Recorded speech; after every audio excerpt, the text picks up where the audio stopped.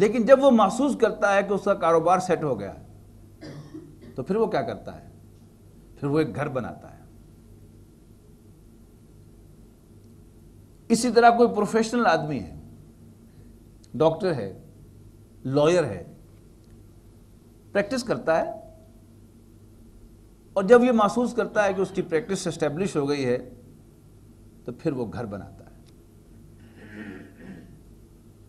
بڑے بڑے انڈسٹریلسٹ، آپ کو معلوم ہے کہ وہ آخری عمر میں ایک بڑا سا گھر محل نما تعمیر کرتے ہیں، بلکہ وہ کوئی فارم ہاؤس بناتے ہیں، یعنی ان کا پیشہ جو ہے وہ بزنس ہے، انڈسٹری ہے، لیکن فارم ہاؤس بناتے ہیں، اور فارم ہاؤس میں کھیت، باغات لمبے چوڑے، ہریالی، اور اس کے بیچ میں کوئی رہنے کا گھر۔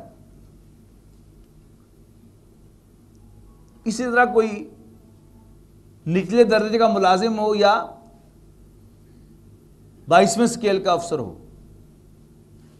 کوئی مزدور ہو یا کسان ہو، زندگی میں اس کے جو ارمان ہوتے ہیں ان میں سب سے بڑا ارمان اور امنگ جو اس میں ہوتی ہے کہ وہ یہ سمجھتا ہے کہ میں مرنے سے پہلے ایک گھر ضرور بنا لوں۔ اور اگر کوئی شخص مر جائے اس حال میں کہ وہ اپنے بال بچوں کو رہنے کے لیے کوئی گھر بھی نہ دے کے جائے تو سب لوگ اسے کہتے ہیں کہ بڑا بیکار آدمی تھا، 5 مرلے کا گھر بھی نہیں دے کے گیا بال بچوں کو۔ تو اس دنیا کی اچیومنٹ، اس دنیا کی کامیابی کیا ہے؟ گھر۔ پھر اس گھر کے اندر بھی انسان ایک ویرائٹی چاہتا ہے،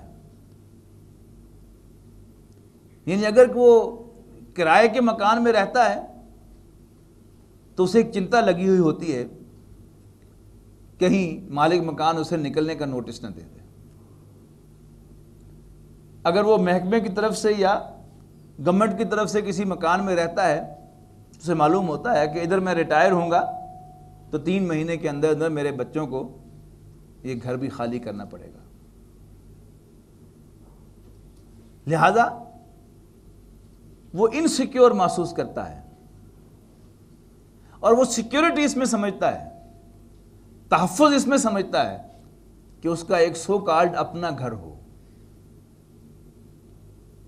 جس میں وہ اپنے زوم کے مطابق ہمیشہ رہے اور کوئی اس کو اس گھر میں سے نکال نہ سکے۔ اگرچہ جب وہ یہ گھر بنا رہا ہوتا ہے، یہ پلاننگ کر رہا ہوتا ہے، تو حضرت اسرائیل علیہ السلام بھی مسکرا رہے ہوتے ہیں کہ بناؤ، مجھے بھی جب اللہ کی طرف سے اشارہ مل گیا میں وارنٹ لے کر تمہارے حاضر ہو جاؤں گا۔ اور ایسا ہوتا ہے، بہت سے لوگ بڑے چاؤ سے مکان بناتے ہیں، مکان تیار ہو گیا، فنش ہو گیا، فرنش ہو گیا، 1 ہفتہ رہتا تھا شفٹ ہونے میں کہ حضرت اسرائیل علیہ السلام اللہ کی طرف سے وہ موت کا وارنٹ لے کر آ گئے اور لے کے چلے گئے۔ وہ وارنٹ تو ایسا ہی ہے، وہ اللہ کے فیصلے کا پابند ہے۔ وہ وارنٹ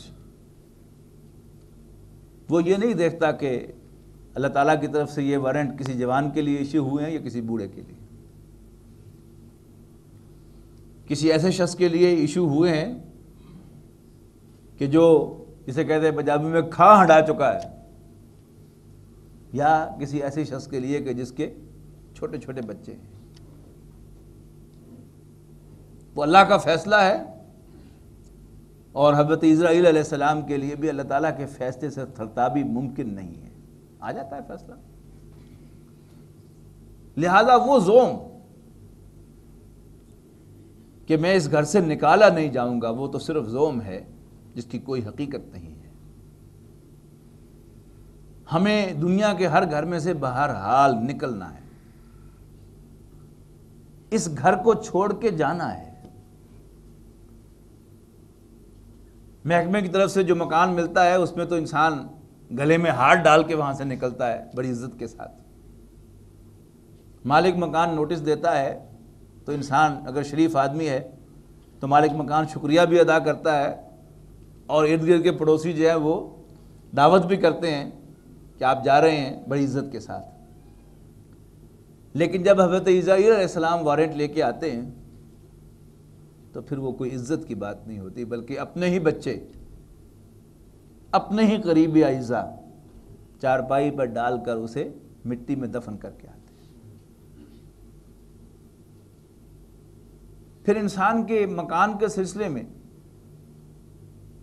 اس کے علاوہ بھی اس کی کچھ کنسیڈریشنز ہوتی ہیں. اگر وہ کسی محلے کے اندر کوئی مکان ہے,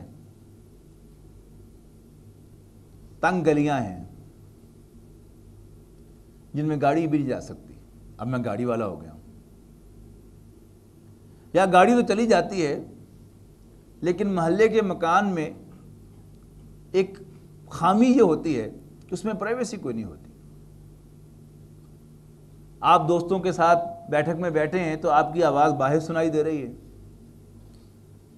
اور آپ کہیں بیٹھک میں آرام کرنا چاہتے ہیں تو باہر سے دو آدمی گفتگو کرتے ہوئے گزر رہے ہیں تو ان کی گفتگو آپ کو ڈسٹرب کر رہی ہے. ہر پھیری والے کی آواز بھی آپ کو تنگ کر رہی ہے, اور ہر مانگنے والے کی صدا جو ہے اس پر بھی آپ کو کوفت ہو رہی ہے. لہذا کالونی میں چلو, سیٹلائٹ ٹاؤن میں چلو, جہاں گھر کا ایک گیٹ ہو, اس کے آگے فرنٹ یارڈ ہو, کھلی جگہ ہو, پھر ویرانڈا ہو, اس کے بعد کمرے ہوں, تو ایک پرائیویسی کا احساس ہو رہا ہے. اور چار پیسے آ جائیں تو پھر اور کھلے علاقے میں چلو اور وہاں پر مینشن تعمیر کرو, سامنے بھی باغیچہ ہو, پیچھے بھی باغیچہ ہو, دائیں بھی باغیچہ ہو, بائیں بھی باغیچہ ہو. اور چار پیسے آ جائیں تو ریور سائڈ پہ چلے جاؤ, دریا کے کنارے, نہر کے کنارے, جھیل کے کنارے. یعنی یہ انسان کی پسند ہے نا, یعنی جو اس کے وسائل اجازت دیں گے وہ ان چیزوں کی طرف بڑھے گا. پھر جب انسان گھر بناتا ہے تو اس میں وہ اپنے وسائل کے اندر رہتے ہوئے, اور بعض اوقات وسائل سے بھی آگے بڑھ کر ادھار لے کر قرض چڑھا کر کچھ آسائشوں کا بندوبست کرتا ہے, بیٹھنے کے لیے, آرام کرنے کے لیے, غسل کرنے کے لیے, اور بھی جو ضروریات زندگی ہیں ان کے لیے سب کچھ مہیا کرتا ہے. پھر رفتہ رفتہ اس کی کوشش ہوتی ہے کہ جو چیز مجھے چاہیے ہو وہ بڑی آسانی سے مجھے مل جائے. اسی سے پھر ریموٹ کا تصور آتا ہے کہ مجھے اے سی بھی اٹھ پر آن نہ کرنا پڑے, میں یہیں پر بیٹھے ہوئے بٹن دباؤں تو اے سی آن ہو جائے, یہیں پر مجھے محسوس ہو کہ ٹھنڈ لگ رہی ہے تو میں بٹن دباؤں تو کمرہ گرم ہو جائے. اسی طرح روبوٹ کا جو تصور, ابھی وہ تصور کے درجے میں ہے کہ مجھے کچن سے کوئی چیز چاہیے تو میں بٹن دباؤں تو وہ روبوٹ جو ہے وہ کچن سے مجھے لا کر کوئی چیز دے دے. اللہ حضل قیاس. اب آئیے قرآن مجید کی طرف. قرآن مجید کیا کہتا ہے؟ ارے تمہیں گھر چاہیے, ایک ایسا گھر کہ جس میں سے تم کبھی نکالے نہ جاؤ. کما تم میرے لیے کام کرو,